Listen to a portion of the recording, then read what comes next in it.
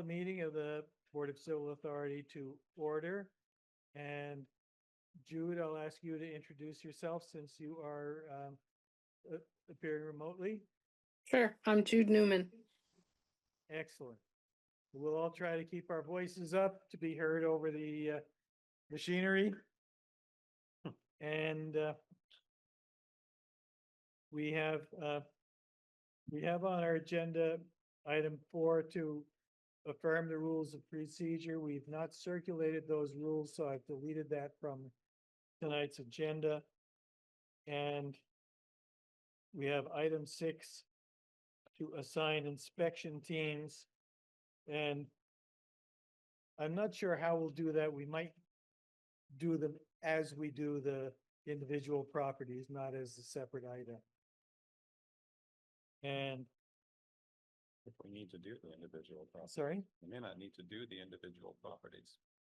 Conversation. Yeah, sorry, I can't, I didn't hear you you. didn't hear what I said or what John said? Okay.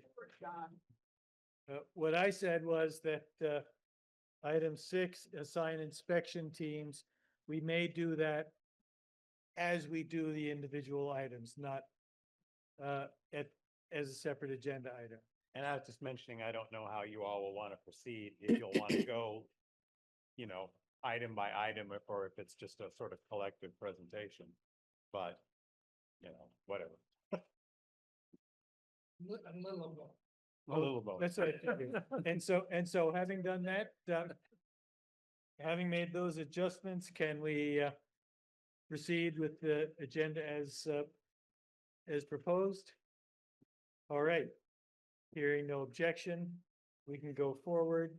I will ask anyone who's going to be testifying, which is presumably Marty and Jesse, raise your right hand. And you too, Liam, okay? You solemnly affirm, subject to the pains and penalties of perjury. Testimony you're about to give is the truth, the whole truth, and nothing but the truth. I do. All right. Liam, do you want to start us off with how you want to proceed? Or just to be sure? Good evening. Let me introduce myself. My name is Liam Murphy. I'm with MBCA Attorneys in Burlington. First, thank you all for giving up your summer evening to be here as volunteers. Our town governments don't run without volunteers, Yes. and we really do appreciate you coming and participating. We have the primary issue applies to all of the properties, and we do have also some individual sheets that we can give you, but in general, our presentation really applies to everything, and we're willing, I think it's best to maybe if we can just discuss that big picture first, and then we can then go on individual properties. I don't know if Marty wants to go first and make a presentation or not. Go ahead. Okay, so as you know, the city of Montpelier underwent a citywide reassessment that became effective as of April 1st, 2023. And in that assessment, properties, probably all your properties and all the commercial properties were reassessed. We appealed many of the assessments that were in the Jacobs family related properties, primarily because there is a dispute about when the assessments were done. This company came up with what they considered to be projected rents for the units, and we felt that and projected expenses, and they were just not realistic for the units that were actually being rented. And we have shared the actual income expenses of every building, and to show that that the projected income and the projected was too high, the projected expenses were too low. And then there's something called a capitalization rate, which is how properties are generally valued in the commercial real estate market, that somebody takes the net income and figures out what their return on their equity will be in order to come up with a price. And we had a disagreement about that. All of those things are still under appeal, and we're having some hearings on that. But that was a few months before the floods of 2023. And therefore, those assessments were for properties pre-flood. We're now in 2025. This appeal is what a evaluation of the properties effective as of April 1st, 2025. And our general position is that the floods of the commercial properties have had an effect.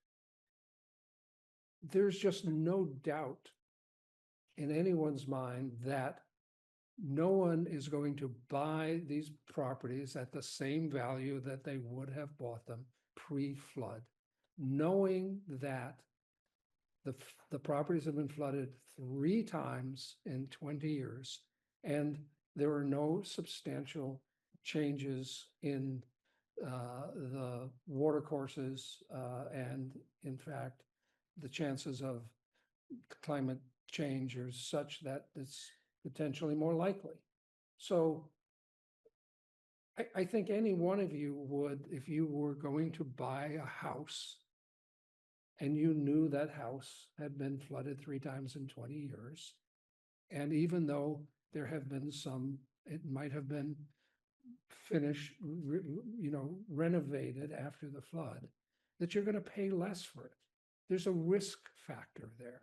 And that is what our primary situation. And unfortunately, in the time since the floods, there have been very few properties that have sold. But that, we think, is an indication of the commercial problem. Is there are 2 properties that have sold that were, we call all these flood affected properties, commercial flood affected properties. 148 Main Street, State Street. And I think I made enough, I hope. There's a listing of that property and the sales price. I gave away my the list of the list of, yes. So prior to the, Do we have enough? Do you need it, money? Do you have more? I don't, I made 10 and I apologize. I didn't believe there would be, I didn't think there'd be more than that. So the city assessed this property at 148 State Street in the reassessment at $648,000. It was sold for $345,000. So it was sold at a $300,000 less, almost 50% of the value of what it was assessed by the city before. This is what you. This is ours. So when purchased, a lot of the renovation work had been done on this. This was not fully, it wasn't fully complete, and it was bought by Jesse's family and Jacob's family, and there was approximately $90,000 more of work to be done to bring it back up to fully renovated. But at the value of it, if is still, 40 to 50% below what the city assessed at. Then there's a second property at 146 State Street.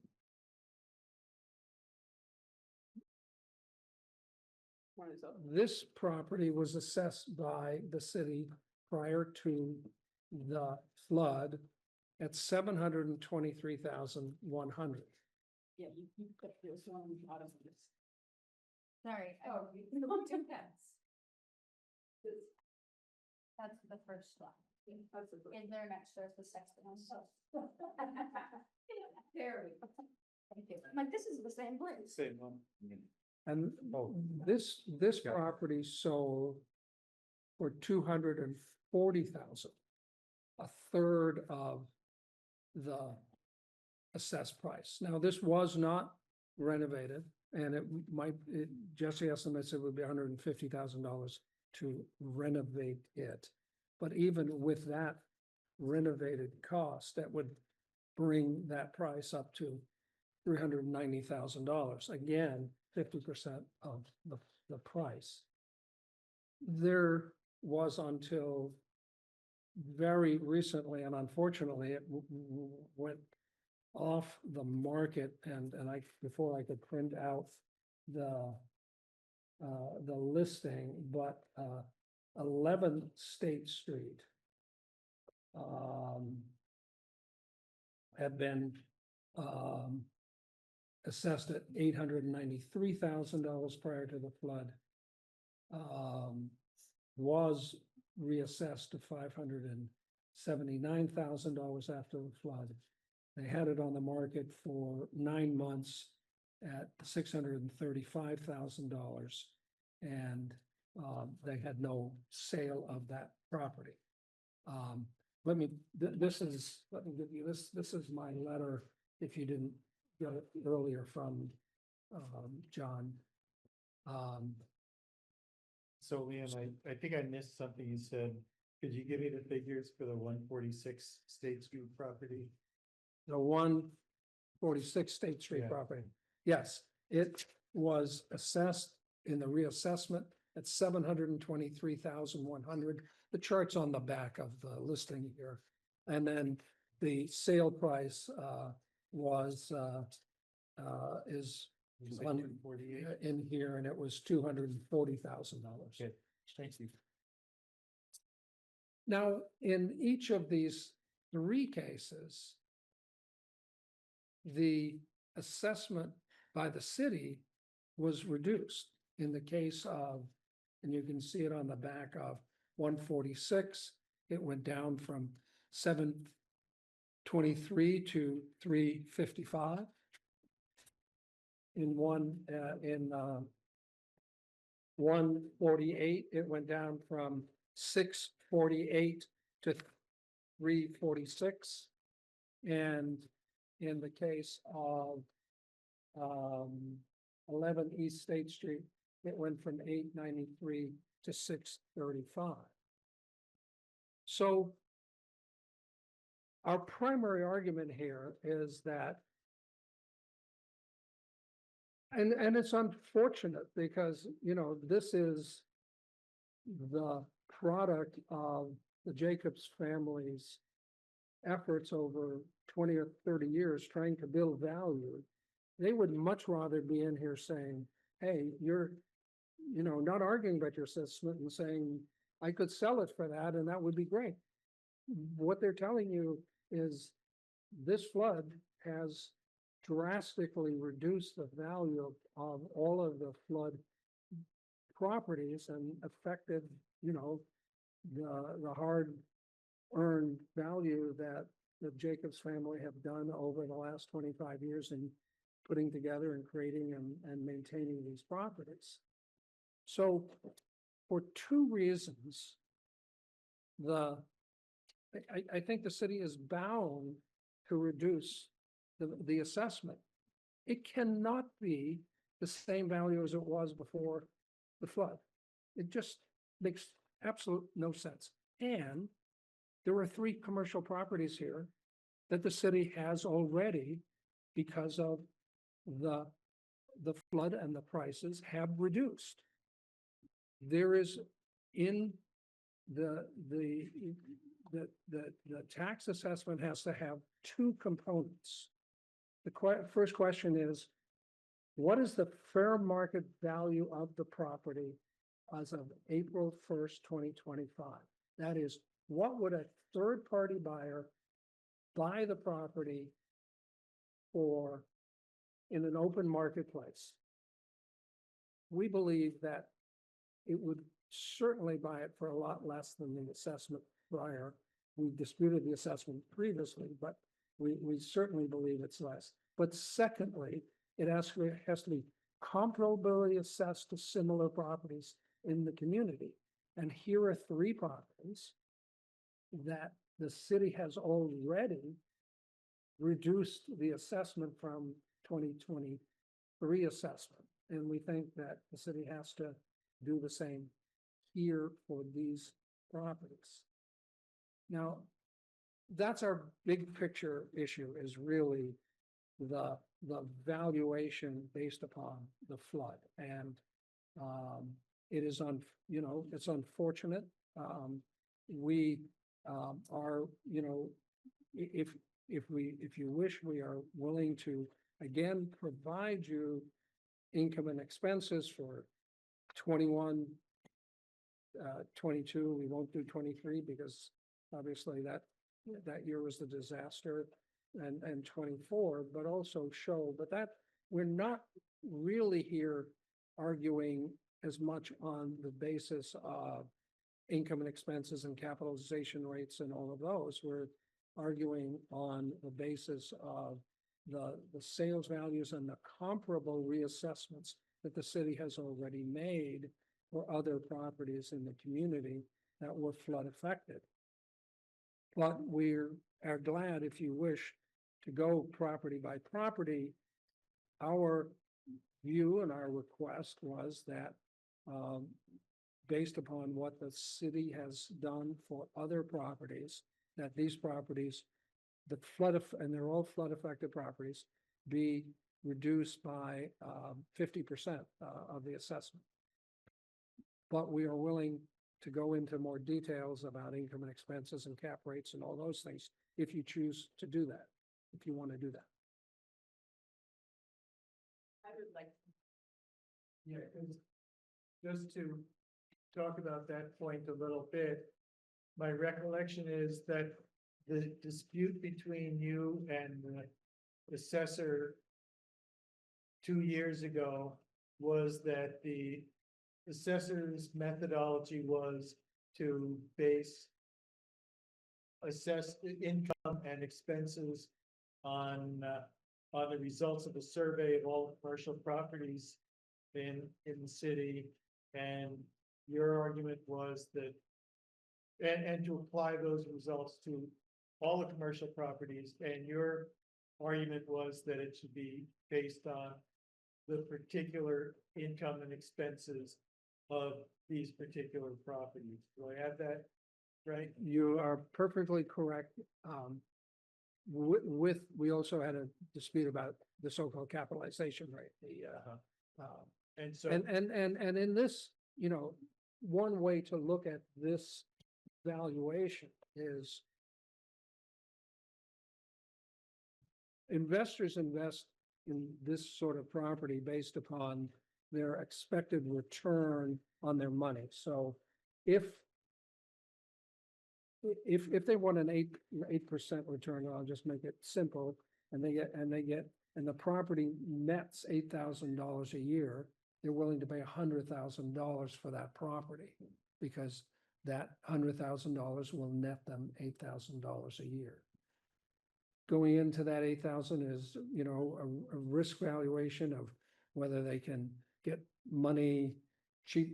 These days you can get bonds at 4% or whatever, and you typically you would get more of a return on a risky investment such as real estate. So 8% has been used as a fair standard in the last couple of years with the interest rates.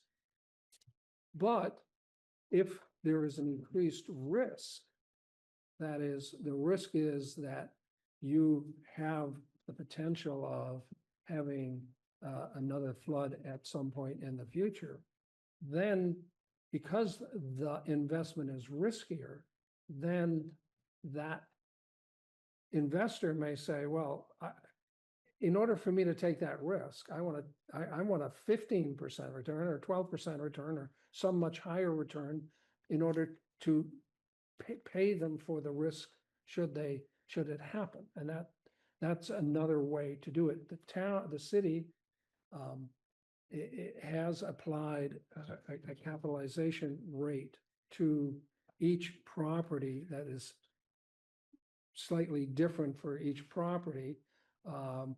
And and I'm sorry that this gets complicated, but the city does a capitalization rate based upon you don't include the taxes as an expense. So, but you then add that to the capitalization rate, and the city's tax rate this year is $2.30 approximately. So if you had an 8% cap rate, you would be, the city would calculate the income, the expenses minus taxes, and then use a 10.3% cap rate to do that. But we're glad to go over, property by property. We have provided attached to the letter the background of each property, the tax bill of each property, and we have a chart of the 23 floor assessments, the 24, 25 assessments, and our proposed assessments. But if you wish, we can also go over the income and expenses of each property. Well, yeah, and one other question, just to follow up on my question about the methodology. As I understand it, part of the argument on the methodology is that the city could look at a property and say, well, this particular property owner is unusually inefficient or unusually lazy and not getting the place rented out, or not very good at controlling expenses. And so it's not reasonable to count those specific expenses and return for that property, when someone else could look at it and say, well, I can just get more money out of this property because I'm better at managing a property than the person who owns it now. Right, but in this case, and I think Jesse can testify to this, is, his family has about 115 properties here in town. They have not got, they have not let tenants who, landlords often let tenants who are there a long time don't increase their rents, don't keep up with things. That is not the case. I think he can testify that the rents that he's charging are fair market rentals for this marketplace and for the particular properties that are in their locations as well. I mean, somebody may pay a lesser tax to be on a third floor walk up into downtown without parking than they might up the hill where it's a little quieter and they have parking outside their door, but I think Jesse would say that, he is always try to maximize the rents. Obviously, each building can be different because there's, age and complexity. Some buildings that, maybe, on State Street may have a different maintenance requirement than a freestanding building, or there's one property that has two buildings and that increases expenses. But in general, I think the expenses that we have used, you'll see for each property, and we put on this chart compared what the city has projected and then what is actual, for each property. Okay, yeah, and just to be clear, I wasn't expressing an opinion. No, about- but you're summarizing Just using it as what an our example. argument was, and Yeah. I do appreciate that, and Okay. So do, Mary? So I have a general question about the overview. So earlier you said you were not contesting either the cap rate or the income and. oh, no, size. if you heard that, I totally I apologize. If we are continuing to contest the projected expenses, because we believe that the actual income and expenses are a better measure but you will see for purposes of valuation in these charts, we used the cap rate that the city put in. We did not argue on here about what that cap rate should be. So, So just to make sure I'm following, so I appreciate that you are continuing to test the 24 assessment based on the cap rate and the income expenses. You are also saying you are contesting what is before us today, and those are both issues of contention for you. Okay. that is correct. Unfortunately, the appeal process that with the property valuation and review has taken us all a lot longer than we thought it would, and we're still working on the 23 tax for that, but that's really a separate matter. Although we are, using some of the same data, the real big difference between 23 and now is the flood. And then in addition, I thought I heard you saying that you were proposing that your suggested appraised number for each property was 50% of the existing tax rate, assessment. But in fact, it looks like on your chart that it's 50% of the 24 assessment, not the 25, if I'm doing my math correctly. That's correct. On the original assessment, there had been some small adjustments made between 23 and 24 on some properties. Yeah. But most of them, you'll see, I mean, and they were some small adjustments. So we are 50% of the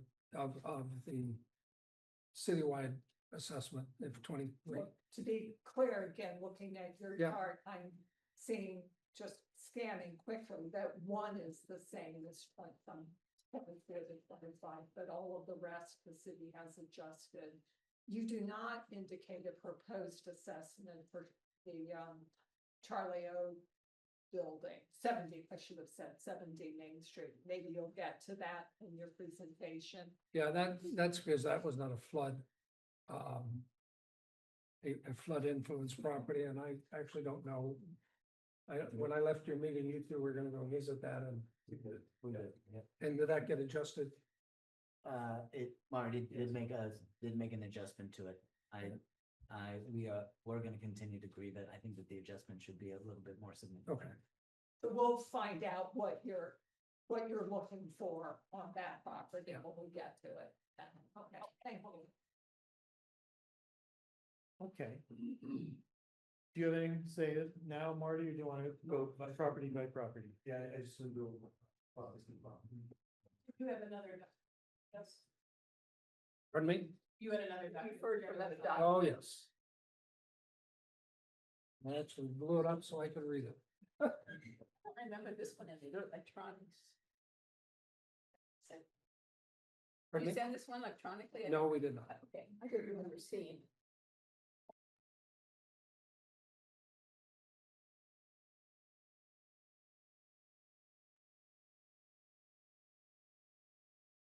And he was in a particular.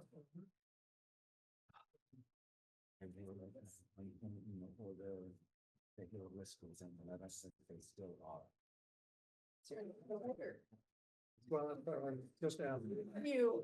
Sorry.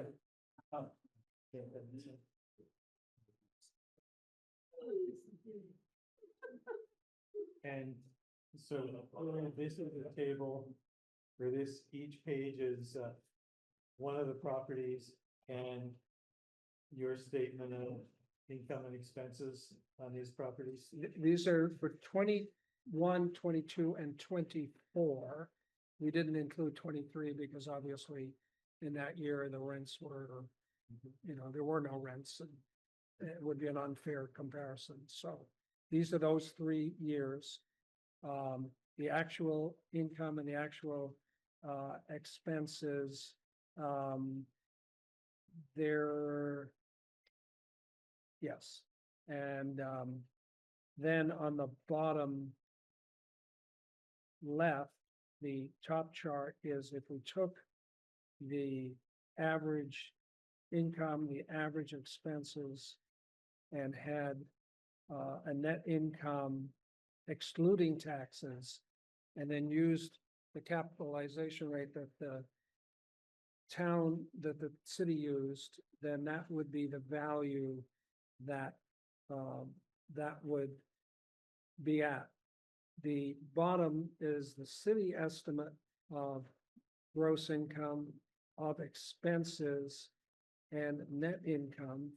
And then if we use that same cap rate, what city valuation would be on that. Although the assessment of 54 Main Street is less, it's 777.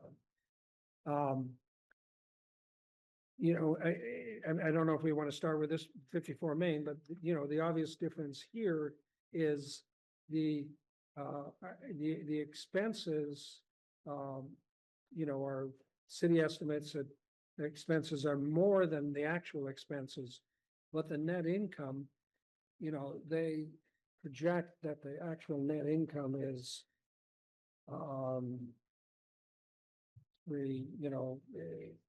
25% more, 112,000 versus 160,000. So that accounts for the difference between the two.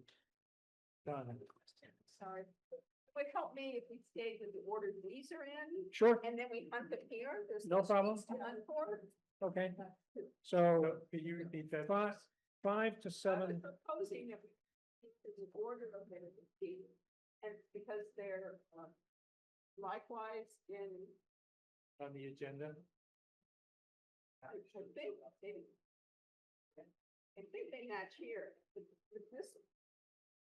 these go in reverse order of, they're stacked here, reverse order of how they appear in the list. No, they're not reverse order. but- Yeah, I'm sorry, they are.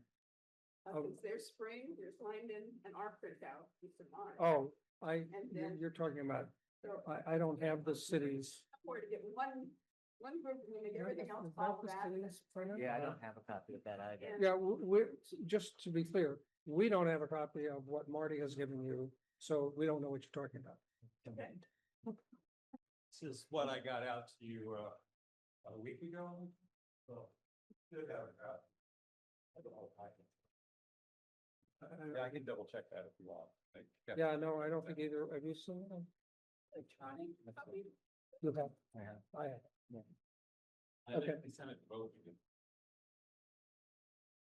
So to clarify the presentation of evidence, do members of, You as the committee decide, tell us how you want to go. yeah, so that's what I'm gonna ask. Do members of the board want to hear them testify about the contents of these individual sheets? Or do you want to just accept these as their sworn testimony of what their actual expenses are? The second one? I recommend that because when you get in your subcommittees, that's when you really dive down into it. Right. Now, it's mathematical. Yep. Okay, so we're not gonna make you go over and testify about what's in each of these pages. We'll just accept this as your testimony to this. Anyone want to add to it? One thing I want to make sure though is that we have understanding of vacancy, which I guess there is a vacancy. There must be a line. There's Yep. a percentage of people, that is the accurate percentage for that year, how much of the building is vacant. No, that's an estimated vacancy rate that we use kind of across the portfolio. in Okay, so Montpelier. I would like to get testimony in each individual property, what the vacancy rate has been for the property, that would be important. Sure. Okay. And so then, in getting ready for tonight's meeting, I organized my forms in order of what's on the agenda, but I gather that what went out in the packet is in reverse order, is that right? It's sort of that way, but it's not exact, but we can find them all and put them in whatever order we want to do it.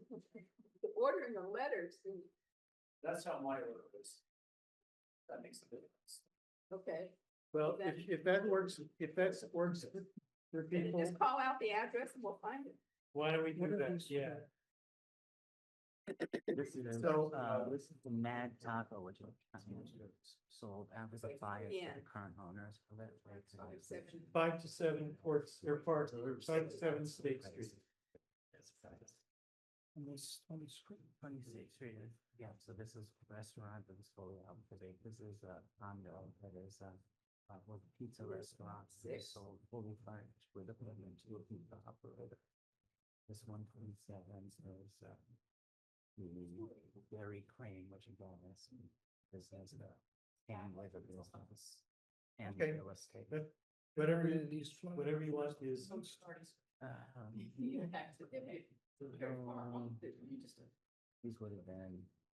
These would have been flooded. This one I know, the Oh, one 68 Main Street. right next to Charlie, this.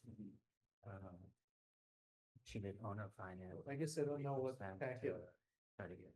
Well, probably shouldn't leave one around. Yeah. Oh, Yeah, the one that got emailed. okay. The one I gave you.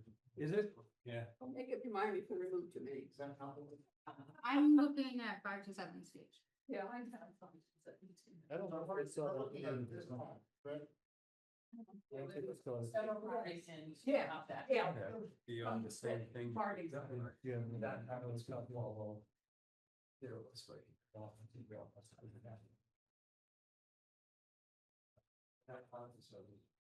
Okay, well, let's start with 5 to 7 State Street.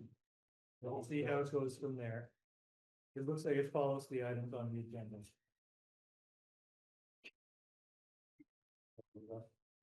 Yeah. So 5 to 7 State Street, Liam spoke earlier about a two-prong test, and the reappraisal was done in 2023. The reappraisal has to meet a three-prong test with the state where he signed off.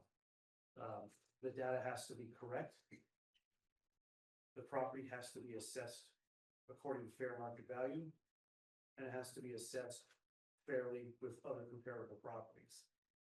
So in these reports, each property has a 3-page report, and it will show comparison to sales, assessment compared to other equities, equity comps, and the income approach, where the values fall for that. Some of you have seen these reports before. I'll take my time on this first one, and then we can adjust speed as we go.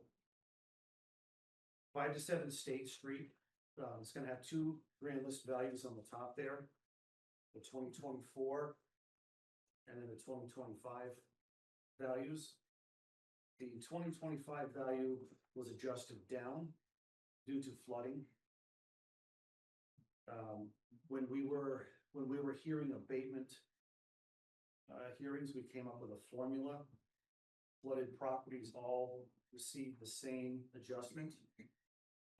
5 to 7 State Street did receive the same adjustment. The property description talks about the size of the lot, when the home was built, or when the structure was built, and what it contains as far as units and square footage. Heating systems and condition. Condition plays big into value of these properties. Comparable sales at the bottom. The first 5 are sales before the flood. And they show an average of $136 per square foot. The subject is at the very bottom, 5 to 7 State Street. It is currently assessed at $107 per square foot. The second 5, those are sales after the flood of commercial properties that were flood affected. And you can see that those average $271 per square foot. Excuse me. Is everybody following that first page okay? Yes, thank you. And all of this is gonna match up to the property record cards that are attached. Each one of them has a record card. I can show you where everything is referenced on the card. On the second page, they spoke about 3 flood properties that sold. 148 State Street is the old Realtor building by the bridge. And I inspected that property at the time of sale, and it was still in gutted condition, which is why the assessment got lowered. 146 State Street, that was the property owned by what is now East Rise, it was Vermont State Employees Credit Union. Excuse me, that one was also in flood damaged condition when it sold. 11 East State Street did have a contract on it. I happened to get a call from a realtor that had a contract on it. It did fall apart.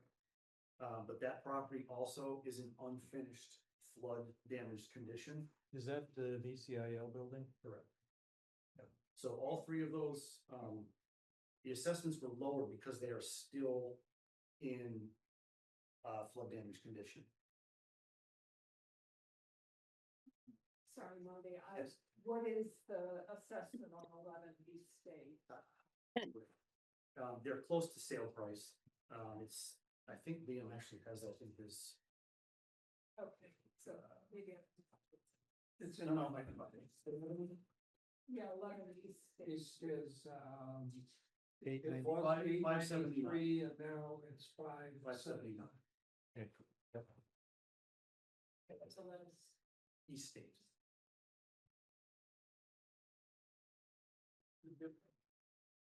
Marty, does that assessment include the parking spaces? Yes. Okay. VCIL has those reserved parking spaces and, yeah. Since you're giving us the average square footage price, is it noteworthy what the square footage, square foot price was on the 3 properties we just discussed? No, because none of the Jake's properties are still in flood damage condition. The one exception were. But it's their, but their argument for this, they're saying that they're still impacted by it. But they're in different condition. They're totally, they're not habitable, these 3, where the Jake's properties are habitable. I can get you that information easily enough. did you testify that the sale price of 11 East State was gonna be close to in the contract that fell apart, was gonna be close to? Yeah. Neither of those? Well, you can't count property that didn't It sell, didn't close, right, correct. because Yeah. who knows why it fell apart? Can you hear that, Marty? You said that the city reduced the assessment down on this one, from 2023.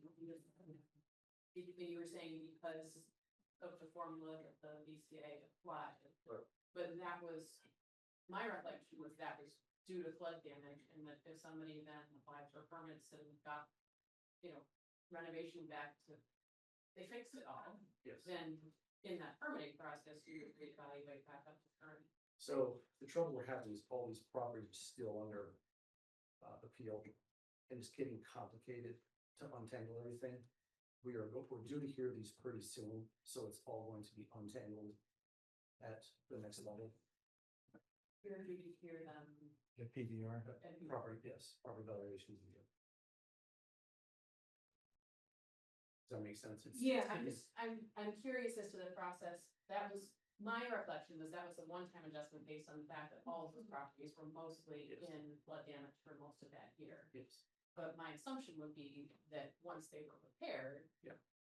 They would go back up to whatever a non-flood damaged assessment would be. Yeah. And that we would know about that because of the permitting process.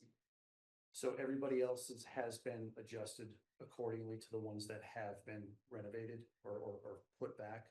These are still in flood damage condition because of the appeals.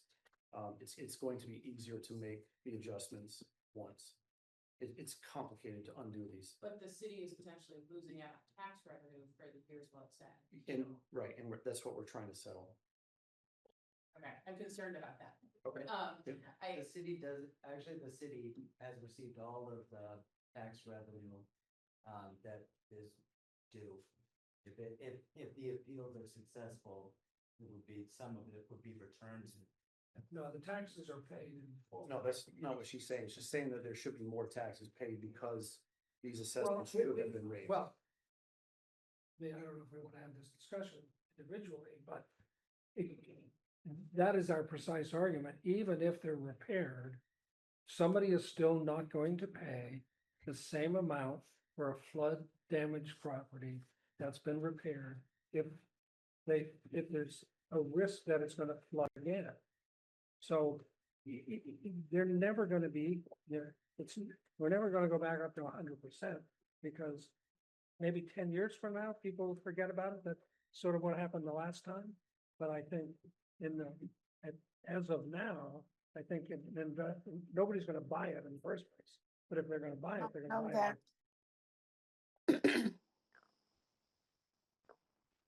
Jude, were you trying to, Yeah, say I, something? I'm sorry, I was muttering, but my comment was, you don't know that no one will buy it for that. I mean, that's a projection that you're making. So, and that's my argument with the sales. Yeah, well, What I provided on here is that there has been 5 sales of flooded properties. right. So we can continue sorting this particular property. Yes, It was assessed. Down, it was in 2003 prior to the flood, it was at 605, 150. And then it was assessed down to 565, 600 due to flood damage. yes. And that's its current assessment, Correct. even though the property has been repaired. And your plan is to not increase that assessment until it goes to PBR. Yeah, which is, end of this month. So that means that there's an entire year. The decision is going to be retroactive and applicable for 3 years. I'm concerned that there is for this current year, that this assessment of 565 is actually artificially adjusted down flood damage, not due to what the market, but due to the assumption that the building's still damaged. And Correct. That's, yes. I don't think that's accurate, Well- or how we intended No, those decisions to be. right. And then, like I said, once this decision is handed down, it's going to apply for 23, 24, and 25. So it's going to override these current numbers. And the payment or credit, whatever it is. Yes. Yes. So we either get it, more money, or both. Or west back adjusted, yes. The court will decide and then the money will flow accordingly. But their decision is about the 2023 assessment. You know, it becomes applicable for years. This is a totally okay. different situation. Gotcha. So this will be for 25, 26, 27, whatever's decided on. So the fact that the city adjusted it downward due to flood damage in 23 applies after the PBR decision. They're gonna Takes go effect. back. PBR is gonna go back and say, starting in 2023, this is where it needs to be. 23, 24, and 25. And they will do that taking into account both their arguments prior to the flood, which is why things were originally appealed in 23. This is prior to flood. And then they will also take into account the flood damage? So that's Going to be settled on this year. all right, I'm still a little concerned about that. Yeah, May I? The 3-year assessment is only if there's no substantial material change in the property or there's not a citywide reassessment. So whatever PVR decides will be for 23 and 24, well, 23, 24, 24, 25. This will start a whole new appeal process. That's what he said. Yeah. So Rosie, I think we get your point. Okay. Does everybody get Rosie's point that, yeah, and regardless of whether you think, what you think the value of any of these properties is going forward, it just seems logical that a gutted building isn't worth as much as that same building once it's rehabbed. So what that does to the ultimate value, we don't know. Okay. And back to you, Marty. The last part of that second page is the income approach, which is also on the property record card. The income numbers for this property, for all the properties, are based on a survey that was done during the reappraisal. The reappraisal contractor sent out a survey to all commercial property owners. We had a little over 200 responses. Those numbers were put into a database and gleaned. They were an average, or a typical number was derived from all of the information that was given. The reason that is done is, like Jack said, it doesn't benefit bad landlords, and it doesn't punish good landlords, so it's what should this property rent for. So numbers are going to be different from actual. Another issue is income and expense information from each property owner is private and confidential. It's not allowed to be put in the public. If Jesse decides to, that's up to him. But it cannot come out of my office. So the numbers have to be adjusted for typical or average numbers. So that means neutralized. yes. So those numbers are the same ones that are going to be on the property record card: income, typical vacancy loss, typical expenses and reserves, what the net income should be, and what the typical cap rate is for property of this style. So the income approach indicates a value of 645,500, and the property assessment is 565,600. So it is assessed below where the income approach indicates value. And so to follow up on what Rosie was asking about the vacancy rate for these properties, this is one where the taxpayer is showing vacancy rate of 3%, which is between 2,500 and 3,000 for each of these years, and you're actually counting a higher vacancy. I think it's typically between 5% and 8%. Okay. And that's information that was given to us by all commercial properties. Can I ask a little bit more about that survey? Were they required to? There's a $100 fine if they don't. Most people did. I don't know if the fine really has any teeth or not, but we got a good response. So I'm just noting that, you testified that, the Jacobs family has 115 properties in town. We got 200 survey responses. The results are a pretty good reflection of what they're. No, Maybe because it's it's not 115 properties, units. units, Okay. So Okay. it's, not properties. No, number of these properties are multi-unit. I honestly don't know I don't know the percentage, but they were impressed. They got over 200 responses. The reappraisal contract. of which some number were Jacob's funds. Yes, I believe he filed all of them. A good deal, and I can't testify, but quite a few of Jacob's stuff being.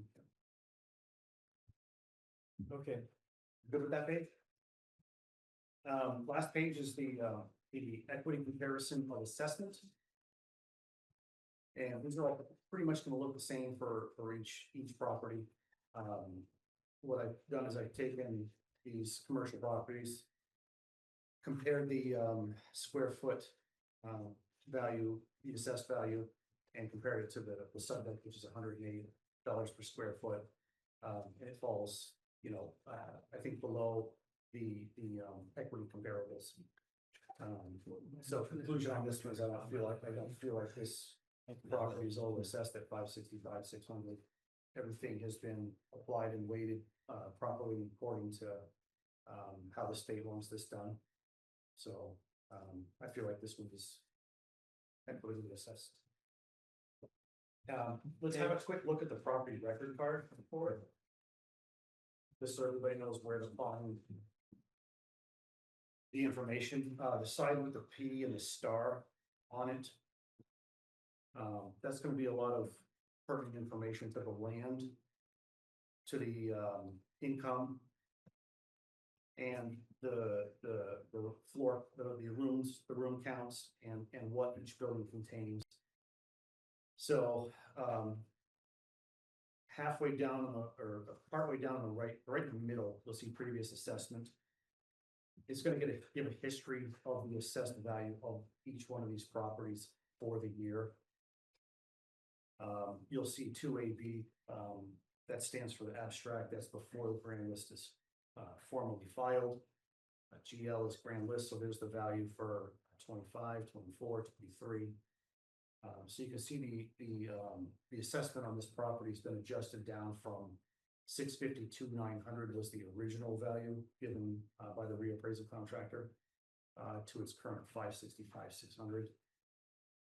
There's some other sale information, it's not really relevant.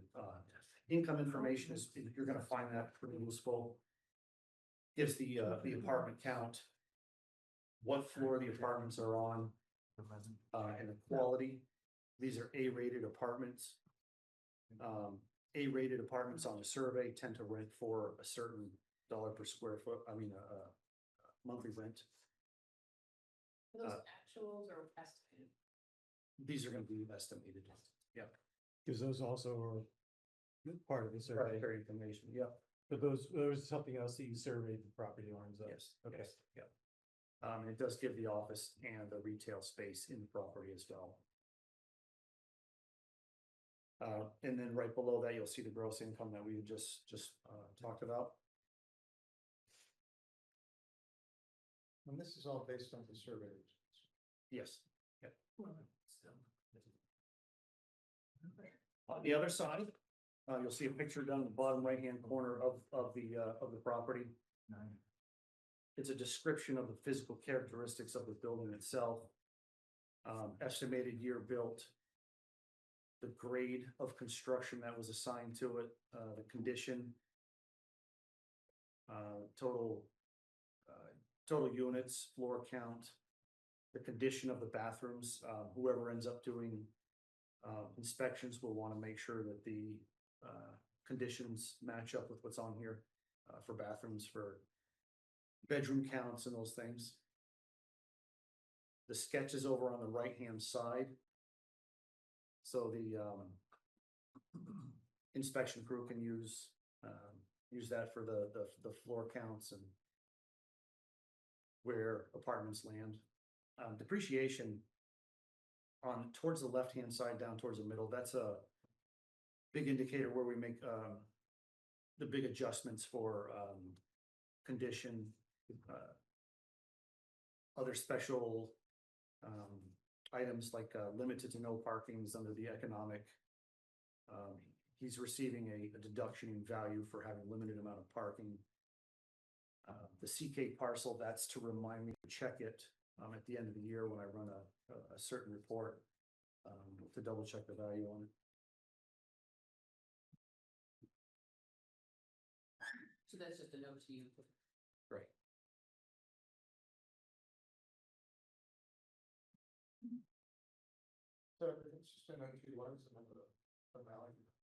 That's the depreciation that was applied for the flood damage.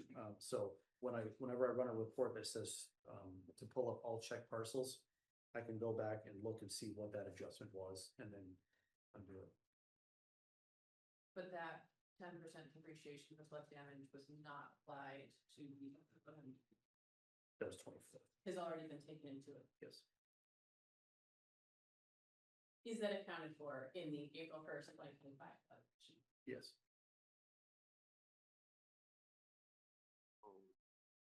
Well, if it helps, there was no adjustment made to 2025.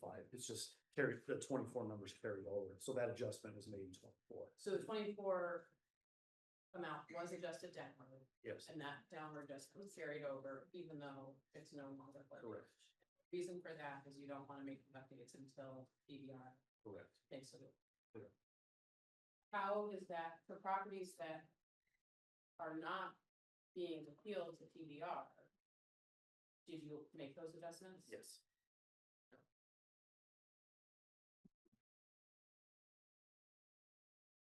Okay, any more questions for the assessor on this property? Donna has something. Well, it's a flow of things there's all the regulations of when he has to appeal, and when we have to decide, but yet it seems like we can decide that if the court makes a decision, then that could impact what we decide. This is going to be different. Like Liam said, they're gonna tell us what the value has to be. Their argument is that there's been substantial change to the property. Whenever there's substantial change to the property, I can adjust it up or down. The one at 148, if that one gets locked in at a 3-year value at its current value, but Jesse fixes it up before that date is up, it's gonna get adjusted accordingly to its condition as of April 1st. And so this is a question that I don't think I've seen before in my tenure on here. If a decision comes out of PVR, I think you said that sets the value for 3 years. Does that potentially mean that, does that potentially moot out? No, it's 23, 24, 25. Okay, And then this is separate. Yeah, you're saying that all of these things, their argument about this is substantial value, and then also if they do renovation for substantial. Substantial change to the property. Improvement to the property. So if any of those can then override PBR renovation, Yes, when does that happen? April 1st. Or are you asking about the PDR decision? No, so PBR makes their decision, Yes. say this fall. Okay. Then are you able to then go back and apply your changes due to a substantial improvement to the property going back to April 1st, 25, or have we missed the boat on? 25 has passed.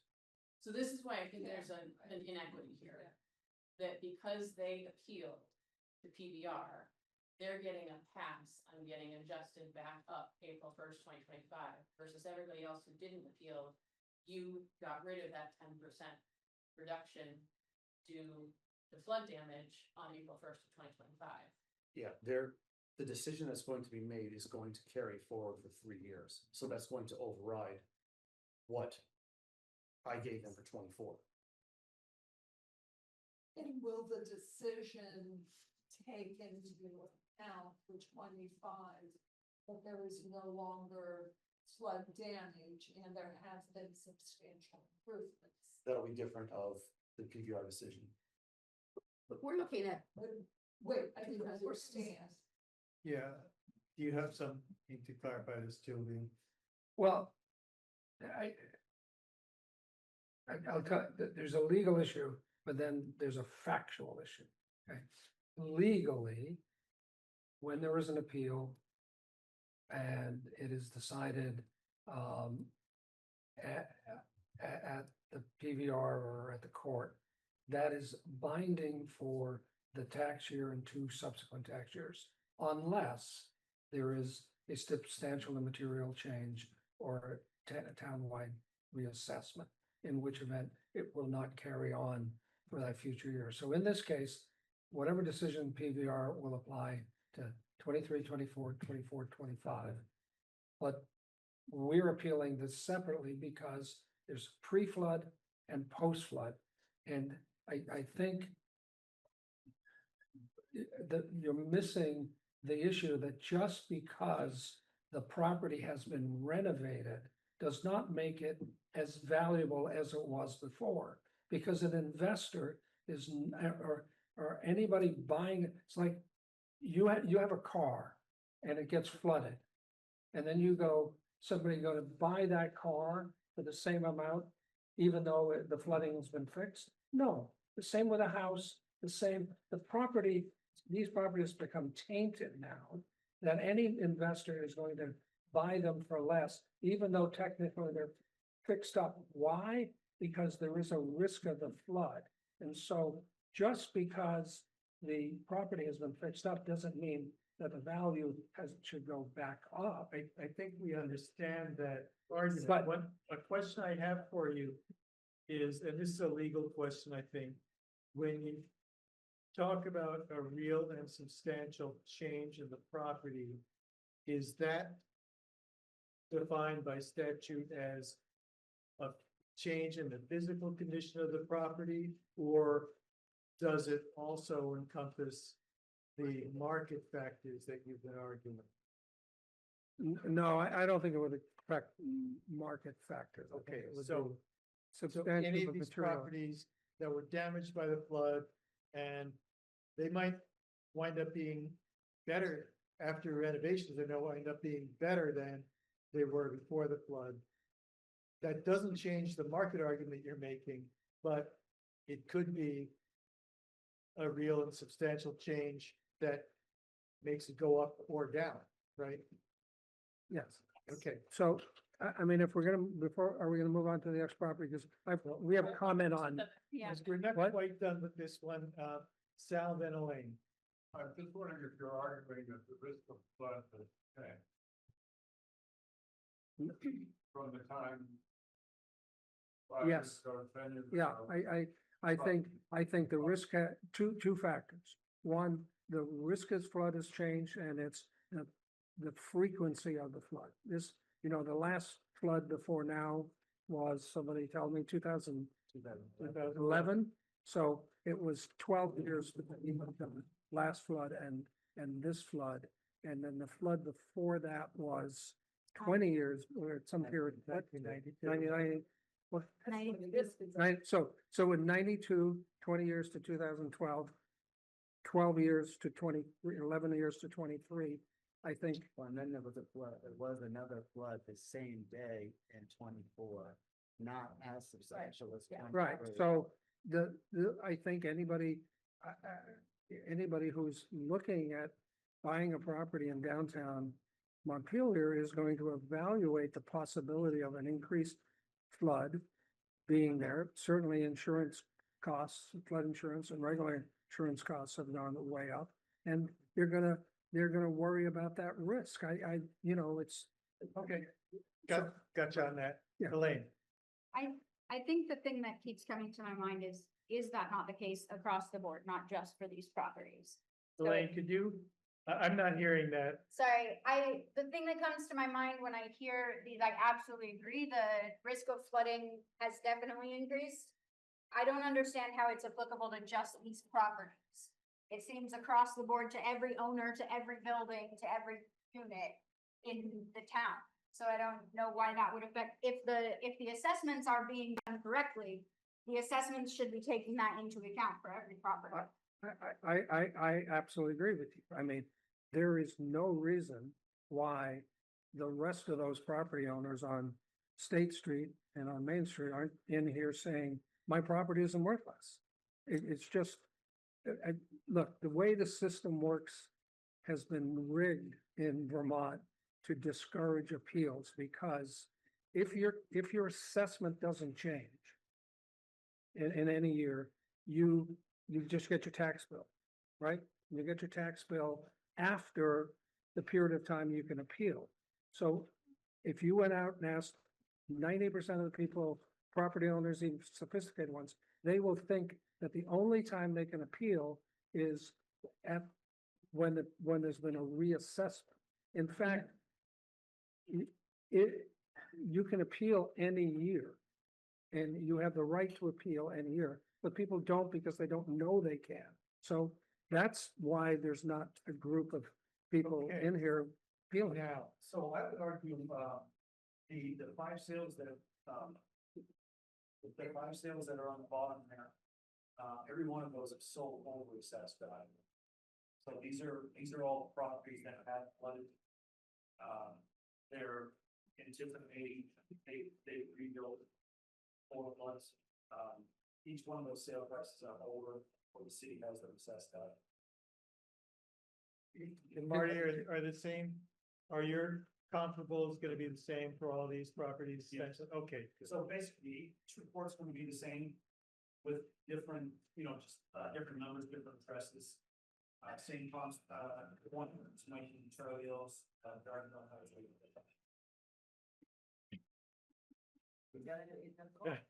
These are all, okay, I'd like to see if we can get to the end of this one, because I think all the rest will go more smoothly. I see there are a couple of other questions, Rosie. So I'm curious if your argument that, the property is less valuable than it was before, when I look at your net income for 2021 and 2022 versus 2024, I mean, you're bringing in similar or even more rent. Your expenses are very similar from year to year. They've in fact fallen since 2021. And actually fallen since both years. And so your net income is higher than it was in 2022 and like higher than it was in both years. So that's not, why are you arguing that? Because of the What's that? risk factor.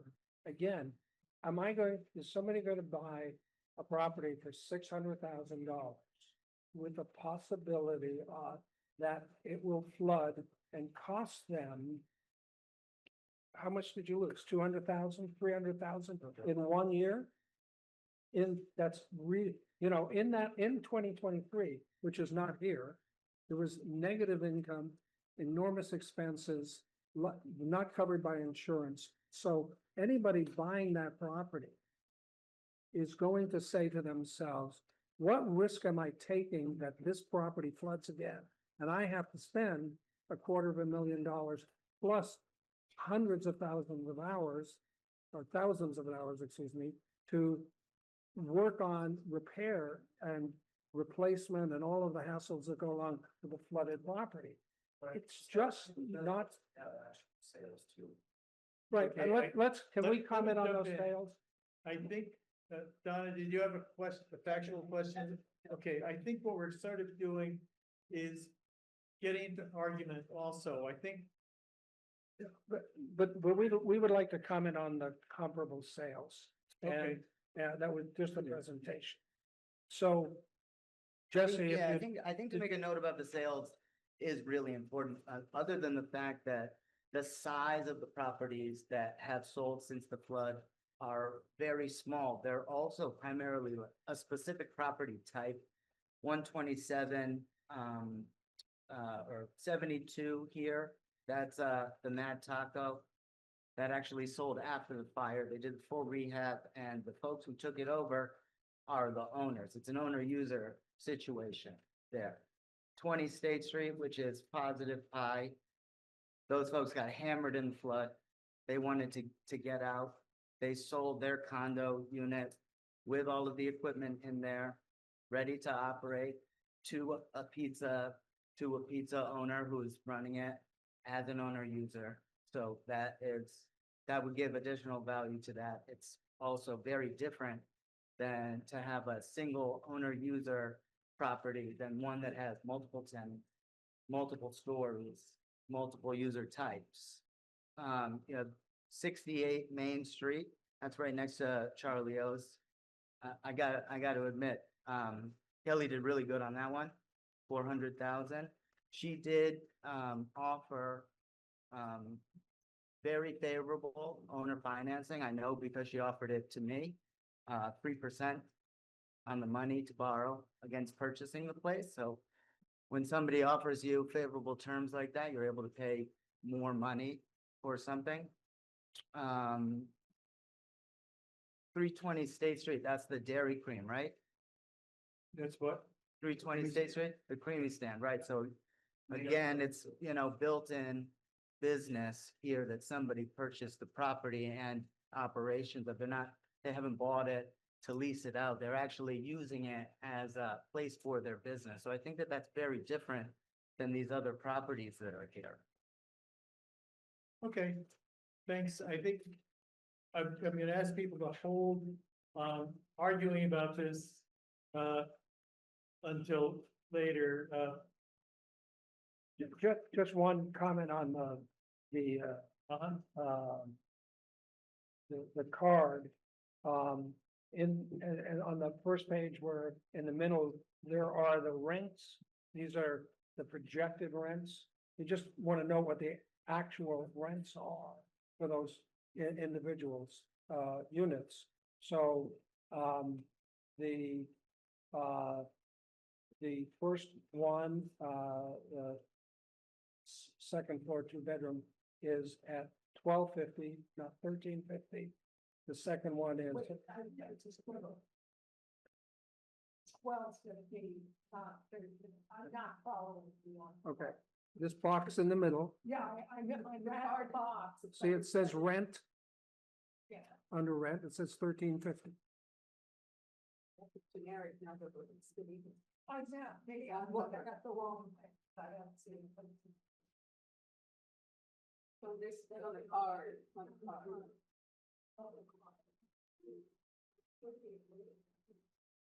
We're on, Oh, that looks like a 3. That's a 13. so, So the imputed rent is $13.50, Yeah. the actual, I'm just telling you what the actual rents. Okay, $12.50, instead of $9.50, it's $900, instead of $11.50, it's $10.50, and instead of $9.50, it's $900. So it's $100 less, $50 less, $100 less, $50 less. Yeah, those amounts that are taken. sure. Right. Right, but we're just telling you what are actually charged in April 1st, 2025. Great. We took a lot of time on this first property. I think it was valuable to do that, but we've got a lot of properties, so let's see if we can get through the others more quickly. Next up. Oh, yes. Yeah, So we have no objection to doing what you did with our submission and saying, this is the city's submission and he can submit it and. Uh-huh. Because we just really discussed the issues. Yeah. I don't think there's, I think it will be a lot I more mean, I think similar issues. it'll be all the same issues for all the other properties. Yeah. In the same place. So, yeah, I think that's right. I think we're we're at a baseline of understanding of the positions of both parties now. So we need to appoint a committee of 3 members. I suggest we do that all at once. We go down and just people can. That's fine. Yeah. Yeah, So you commented on the comps that suggested that they're not really comparable because of the nature of properties and the businesses they're in. Do you have a different set that you'd like for us to look at? No, of the comparable sales that have happened, we brought them to you. They're all flood affected. And there aren't any, Those Say- are actually still in a flooded state. They, in a dilapidated, haven't, Right, but talk to me they're about not the repetitive. cost of repair. sure, I totally agree with you about that. So our property at 148 State Street that we purchased for 345,000. We'll likely be able to get that up and operational with a $90,000 investment. So even if I'm wrong by 60,000, it's another 150 to get the place up and going. That would put the value well below where it had been previously assessed in 2023. Okay, I understand. Okay, the suggestion was that we just appoint the committees at the end. I think that's fine to do that.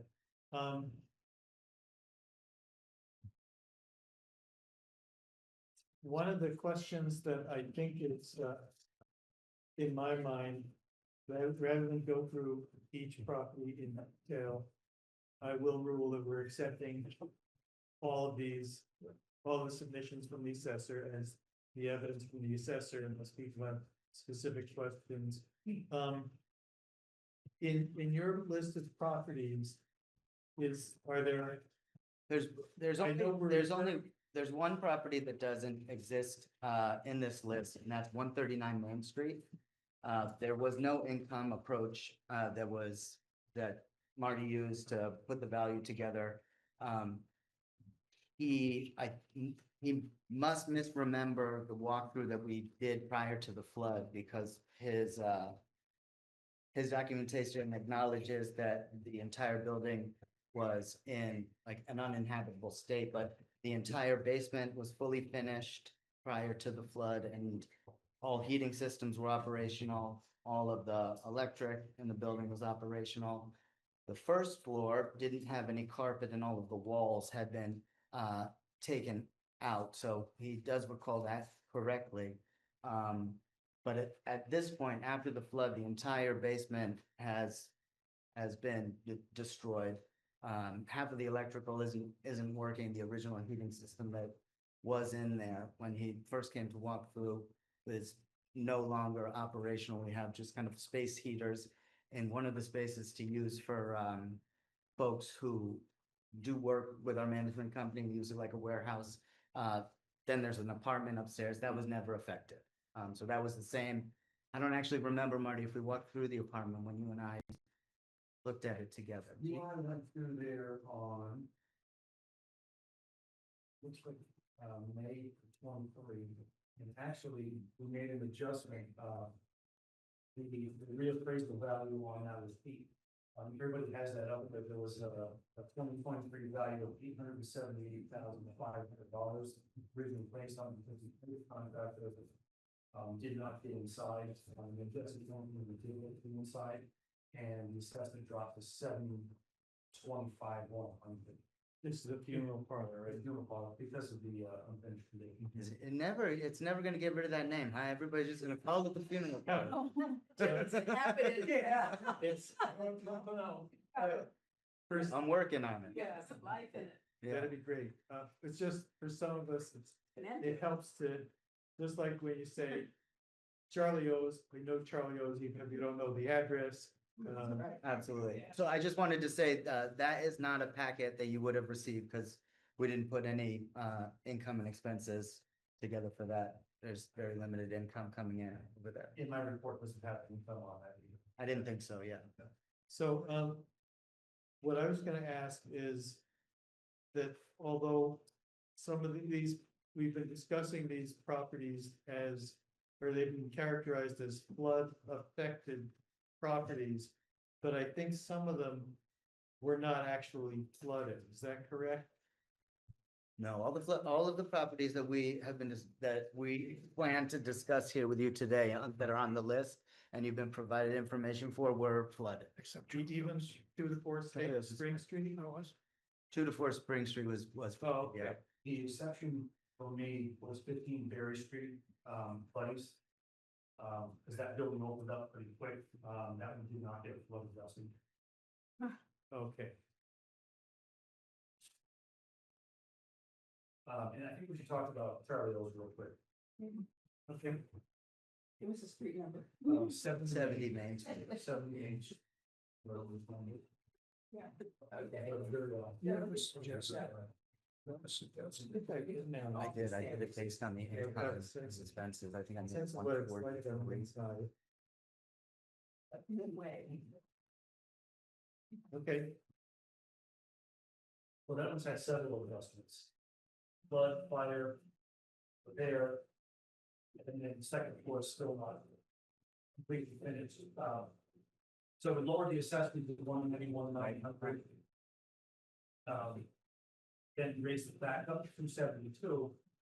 Jessica came in for, the grievance and said the second floor is still, smoke damage not finished. So it's lowered back down to 246, so it's been, adjusted up and down a couple of times.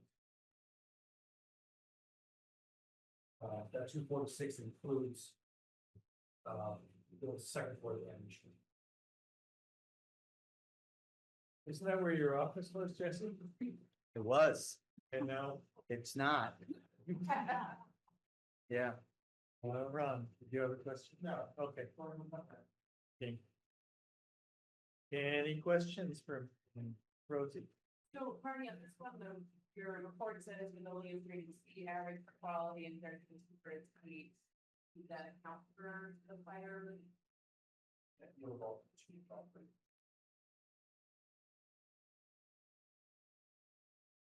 Sorry, I'm so confused about the 191 for 2024, and then property adjustments, it says 272 in 2024. So the, abstract, that's the preliminary grand list before it's official. Oh, And then the 246 is the official large grand list comprehensive. And are all these properties on appeal to PVR? Okay. I think they all are. Okay. Yeah. Does anyone have any questions about where we are about any of these properties? State.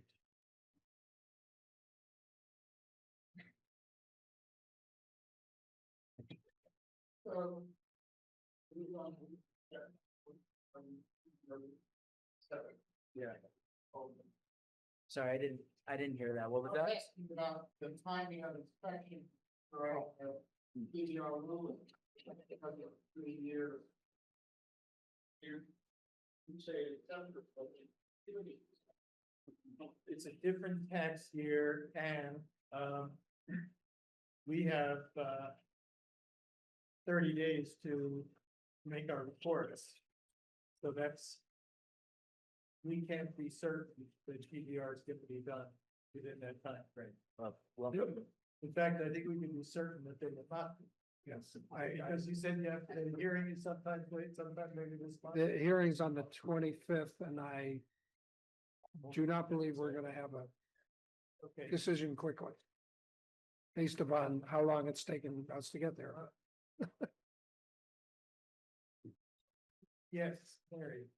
Where I'm lost on the issues, and I understand these are separate issues, but the beginning method is 25. That reason different is based on our methodology, which depends, may change depending on the outcome of the hearing. So the beginning number that we're working with before the change. And so I'm a little stuck on how to move again. What is the number we begin with what is trying to get at? Focus on this, what we need to propose.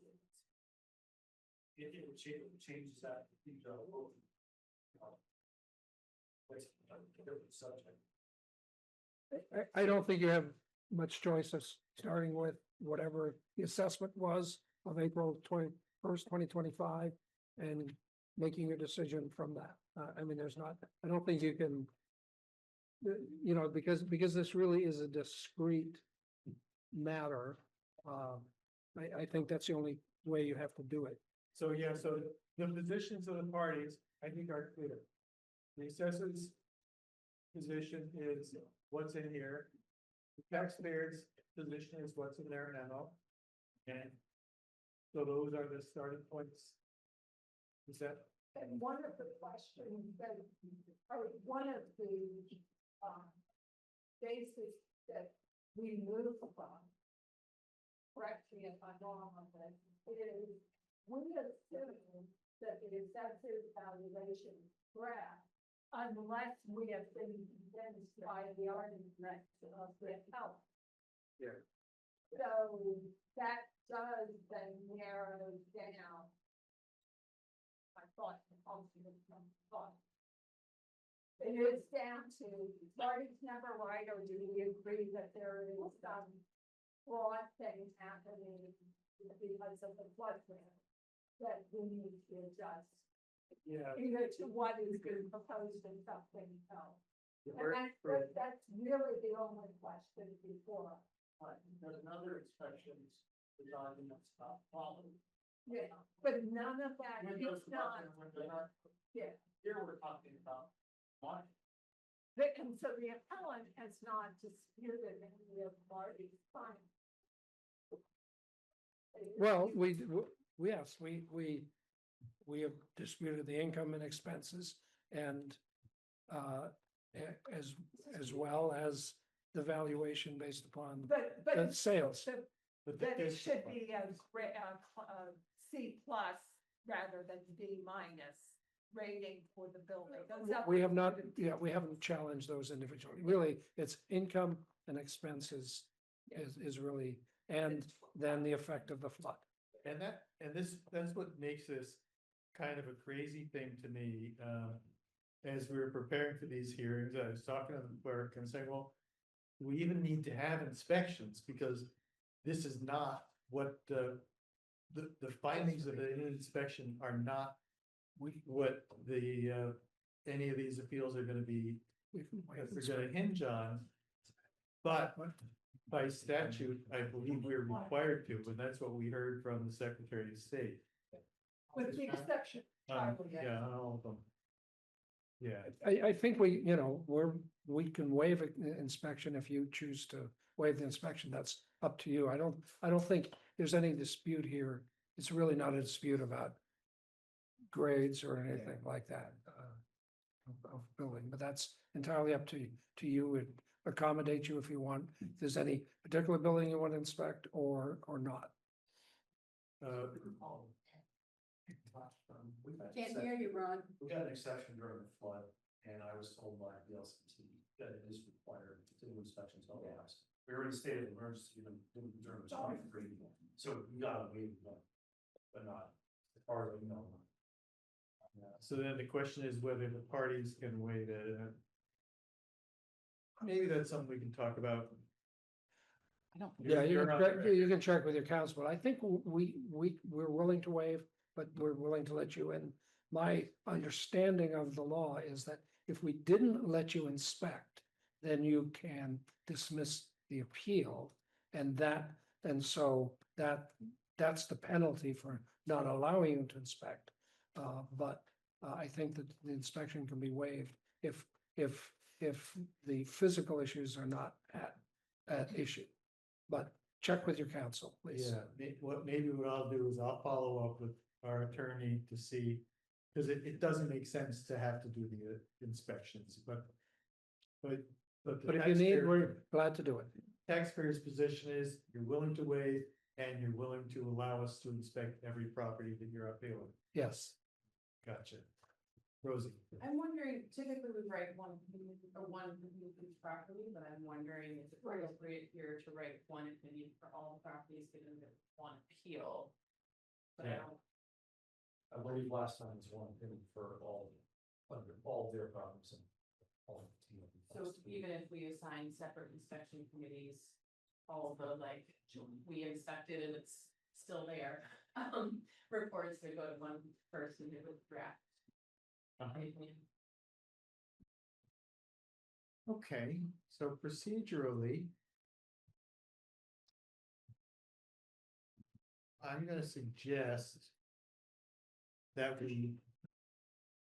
What, suspend? Or recess. Recess. Well, you know, yeah, while the hearings are still open, we don't have to close.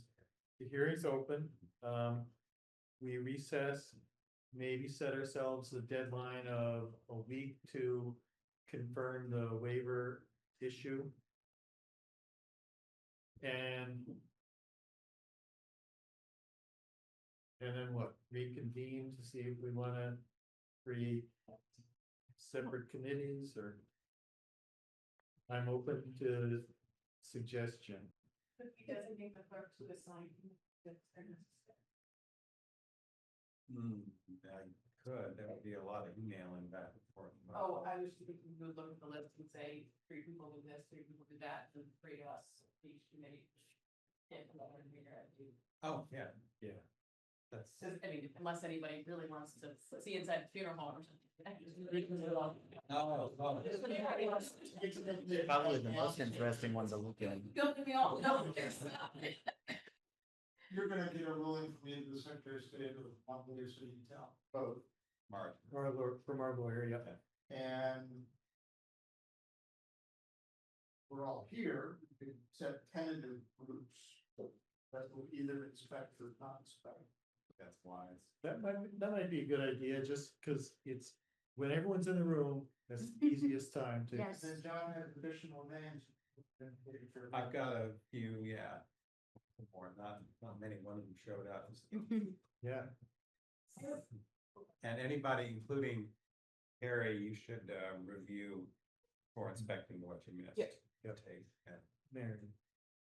So if we are informed that in fact we should do an inspection, I'm assuming that it would be a pro forma inspection, that we can meet, we can walk in the door and say we Say, inspect. yep, this is the building. This, yeah, but just, I think we all want to be on the same page Yeah. if that's the case. Otherwise, we'll have different experiences. I think we're gonna hear that we're stuck with inspection. I think so too. But then back to, is it appropriate just to essentially do a pro forma, as you said? Yes. Or is there a protocol for doing inspections? They have to be done a certain way? I've never done it. Let's see, it's pretty, To look at it. You just go in and look at things. Yeah. Inspected by- But in other cases, we've like walked into each room Oh, and said, yes, fine. this is that. I mean, it's great significant. tape measures sometimes. Yeah, No. so we shouldn't have to do that. Statute just says shall be inspected by a committee of not less than 3 members of, it should be fewer, shouldn't it? 3 members of the board who shall report to the board within 30 days from hearing out the appeal. It doesn't describe how it needs to Yeah, go. Is the exception to that the Charlie O's building, because there is a question on that building, you're appealing that the damage. If you want to come upstairs and see the smoke damage there, you are welcome to. Sorry, I'm just trying to Sure. understand the basis for your appeal for that. Yes, That is part of. all your- of that square footage is non-functional at this point, so that's the basis for my Well, is the appeal. basement still? The basement is not, all of Charlie's space and the basement is operational. so that's a separate, That sounds like that committee needs to go. has to do, really do that, yeah. I'm sorry, I missed it, which is, one of the things that is being appealed is sort of the status of the market. And so I'm wondering about our ability to get additional information on that. And whether we can interview people or look at additional documents, or whether we're limited. The evidence is the evidence we have tonight. So just as a reminder, we're not allowed to take additional testimony. Right. So even what the conversations we may have with the appellant, that doesn't count. This is it. This, So, be clear, any decision we make will apply to all equally and evenly to all properties. except Except for Charlie. Except for Charlie. Right. Although, well, actually, no, I'm thinking about that and thinking that they have given us the income and expenses for each property, and one of their arguments is you're continuing to argue that the city's method of figuring out the income approach is not accurate. So we do need to evaluate that separately for each property. Right, That would be appropriate to do that. if we accepted their argument on income and expenses, then we would need to have an individual determination based on that argument for each property.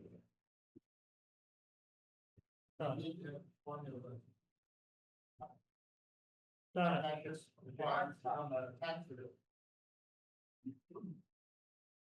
did you say anything louder, Don?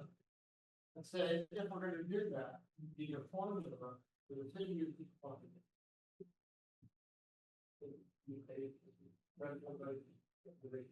We now come down to the state religion.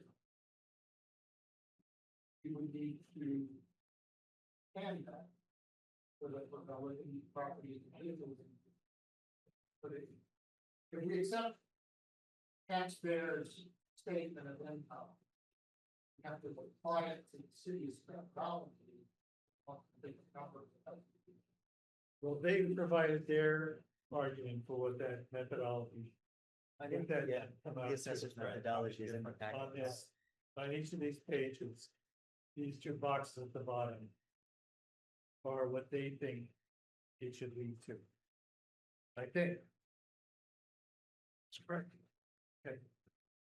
Donna, Is it possible for the group as a whole to decide that you're going to support the city's manner of doing revenue and income if in court, and that none of us change that, that doesn't just say we accept the city's findings on approach to income and expenses until the board tells us otherwise, and then we don't have to get into that.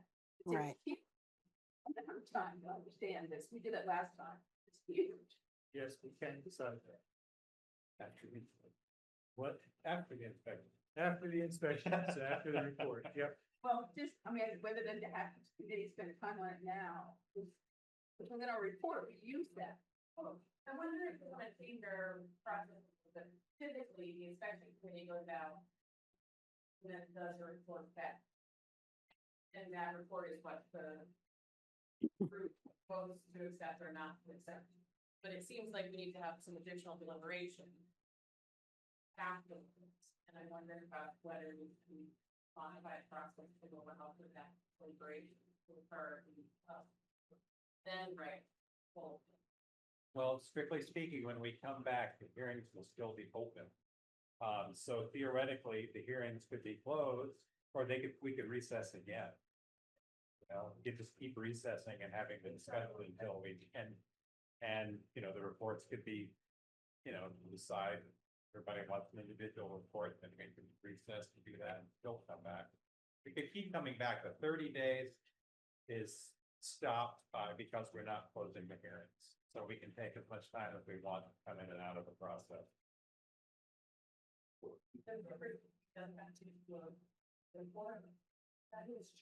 They shall report to the board. Yes. It's always been written.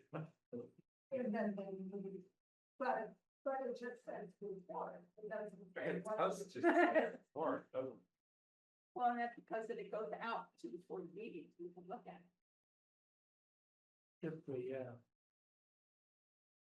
To maybe say, we expect it. Yes, that could be our report. We could reconvene.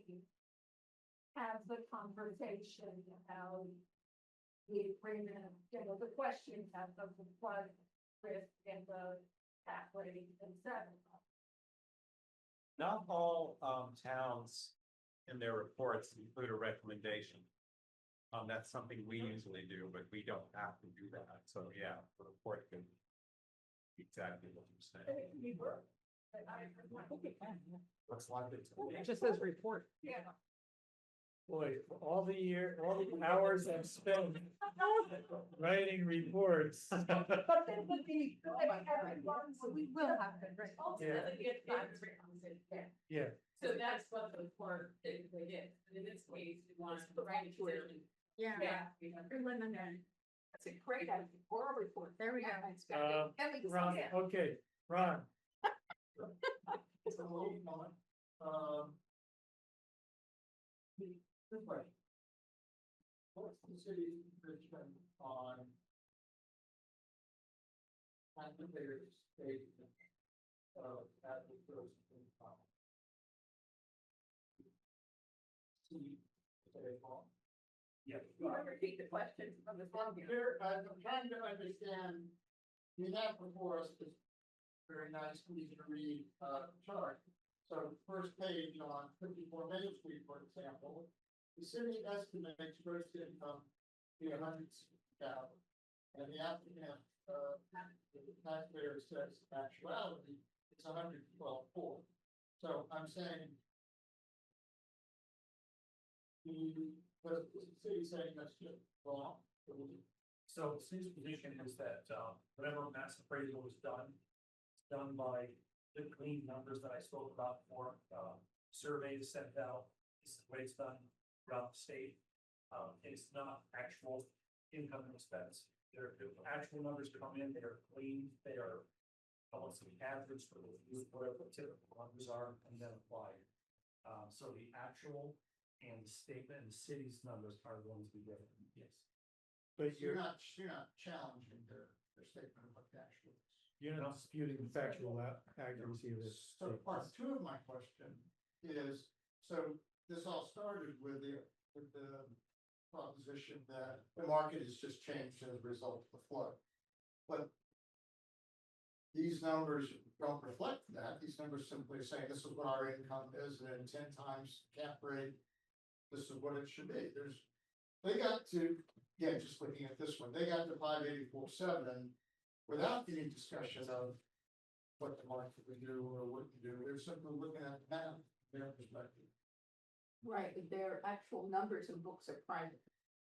Well, But they they're don't share them. But they're giving us numbers, but can't verify this. Well, I understand that, but what I'm saying is, there's two different arguments here. One is the world of Montpelier property has changed since 2023.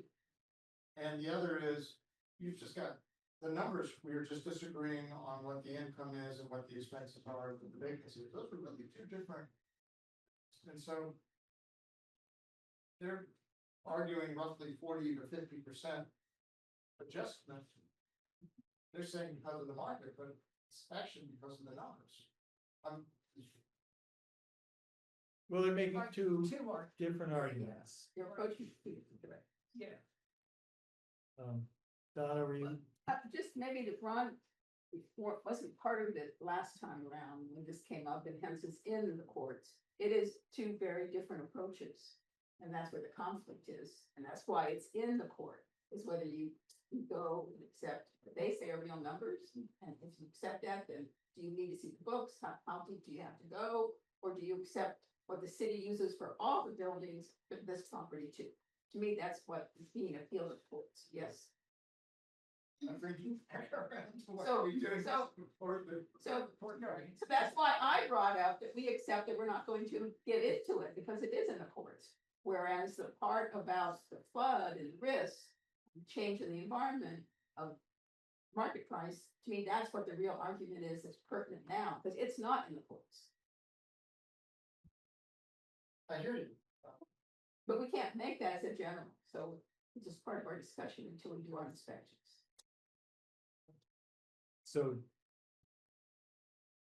assuming that we're getting some legal advice and we're going to have a further decision on how to proceed within a week.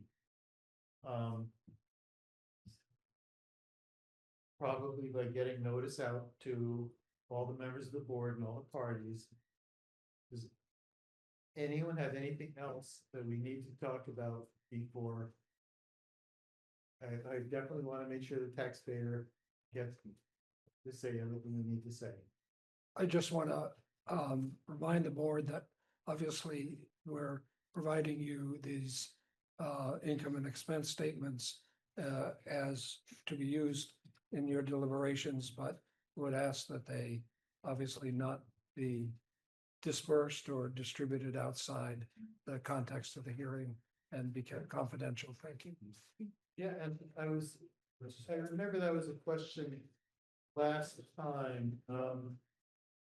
If it would seem to be a public record, and is there an exception in the public records law that would make it otherwise?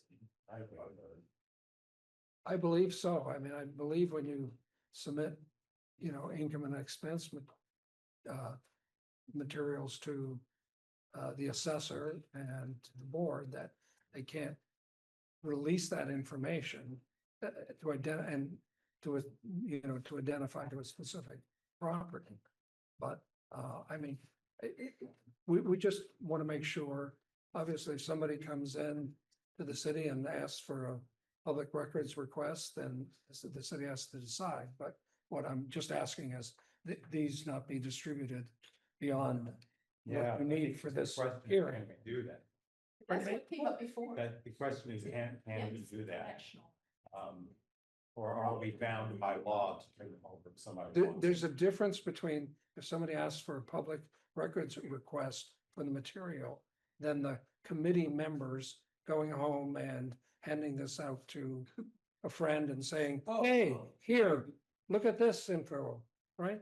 I mean, But you- that's the difference. You Yeah, Mayor. don't need to make a public records request as a member of the public to say, may I please see the materials Right. that were given in an open meeting. Right. I mean, so if somebody is paying to the city. and If they said, said "May I that, see then I this?" assume Yeah. you would talk to your counsel as to whether they're protected or not. I'm just asking, For a courtesy. well, rather more than a, I think that we decided that they were protected last time. yeah, I mean, how, I mean, hopefully that somebody wouldn't be handing materials out like this beyond your need for your review here. Well, this is, You know, this is you a good can- example of why the city uses Right. clean numbers. This is supposed to be one. Jen, could you, if you're asking the question about how we do it, mainly how do we do the inspection? Put that you question also into it find also. out Yeah. You wanna just talk to Mike Lloyd or? Yeah. Isn't it a special meeting? So that is a way to- Wherever we slide them and keep them confidential to contact you. Yeah, okay. Special meeting. I guess I don't remember, but I remember that that was part of the. Yeah, agreement. no, I mean, I'm not inviting these for everyone to have access. I would definitely want to do that if we're told we're able to do that. well, okay. But. And if you're when told also you're think- not, I mean, we would ask, I mean, I would then in the future have a very difficult time asking clients to provide any financial information to any board if they thought that the board members could then distribute them at will. I mean, that really, Well, at least for a date, all of their financial information is included in the record, which is posted on the internet, so it's pretty vulnerable information. Yeah. Generally income records. We'd expect them. Everybody's a septic, Right, right. payments, it's really. well, I let me just say, I've done this for 40 years and I've been in front of 25 different municipalities and I've never had municipalities say that they would not keep information confidential, but you can decide for your own city and that would be quite discouraging for the future. From my perspective, I think I'd be happy to. The question is just legally, can we say no? Yeah. That's No, me. there's And I a know different, the individuals not giving it out, I appreciate that. right. But I think at the end of the day, it could be a distinction without a difference if somebody wants it. If somebody wants to come and file a request, then you can, then your council will make a determination whether that's disclosable. That's different question than whether the board members can distribute the information that's here, that's been submitted to them, as part of the board. Yeah, I understand that. Is this video available? Yeah, it's being listened to, right? Well, here's what I. Yeah, okay, we'll find out. Okay. Yeah, let's find out. We'd certainly appreciate the courtesy Yeah. of Yeah. keeping the information. Definitely, I totally agree with that, yeah. So I'll follow up with our council, we'll get word out to everybody within a week. You want to sign? Yeah, then if we need to, walk in, look around. Okay. Just going down the list. Well, can I suggest that for scheduling purposes, we break up into groups of three, and we really with a couple, so that we're not trying to work with different groups of three for every property. We've got, now that Carrie's here, she doesn't count, but there's 5 other shifts people will take. Val will take 1, Tom and Ben will each take 2, so we can put them in there somehow as well. Unless we just wanna put them all on. We'll put them in one team, and they all get one. Or 5. Yeah, Let's do that. Three? No, how many? in the BCA, You have to work. theoretically, what is it, 15 plus 7 plus 1? Commented that they're available. Well, I've got an additional 4 here. So us plus 4. Us Well, plus us plus 3, plus Carrie's. Us- In June, right. yeah, right. Us plus 3. Which is, oh, Given what they are, I'm sorry, you can just give 3 properties to one inspection group, they're right there in the road. Yeah. Boom, we're done. right, Yeah. This is just, Yeah. or, this is 3, 4, 6. Yeah.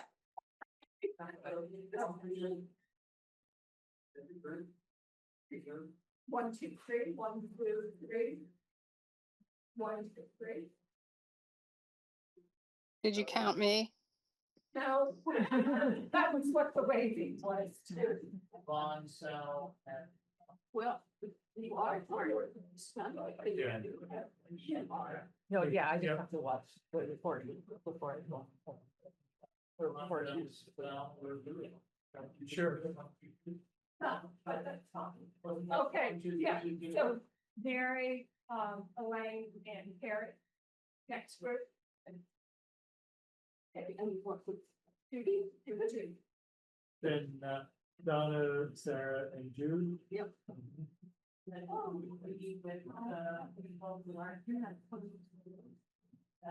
Rosie.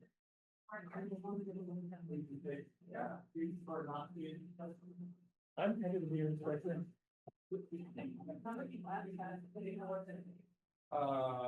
So, yeah, because they're going to do different amounts. Tom and Ben will each take 2, and Val will take 1.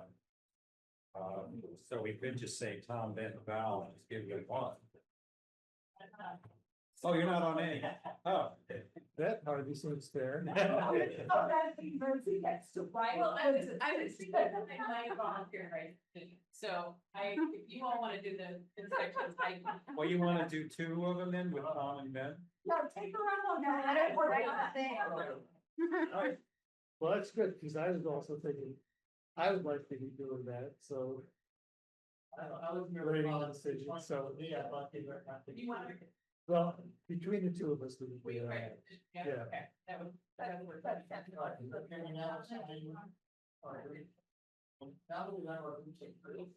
Well, except for the folks who aren't here. Why don't we give them 1? Tom, Ben, and Val. Yeah, so really, I think we'll give it to you. I think, isn't, was it It's 11, right? It's 11. Yeah, that's the best. Yeah. I think this one. Let's is do it on, MBCA all report, we have it on makes the the most agenda. sense. Let's Yeah. go. Is this one? I think it's the same. isn't it? I don't know. That's the same. It came out separate. No, it came out separate. We don't have to.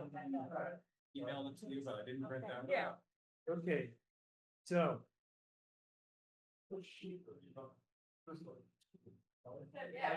Yeah. Yeah.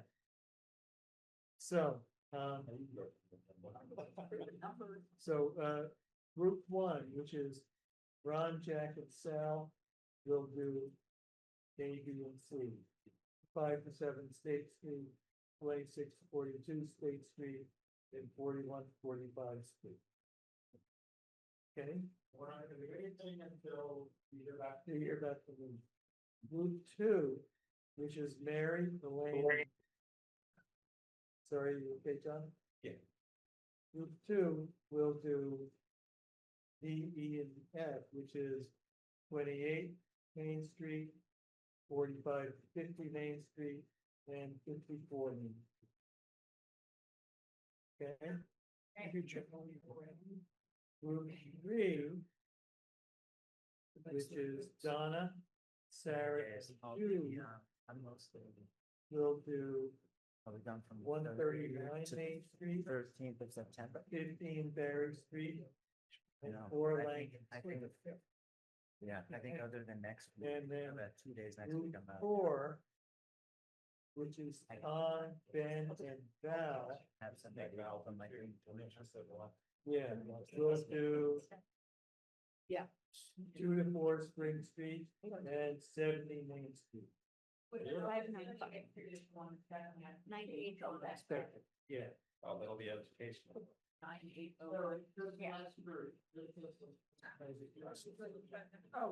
Anyone who wants to hear, people who.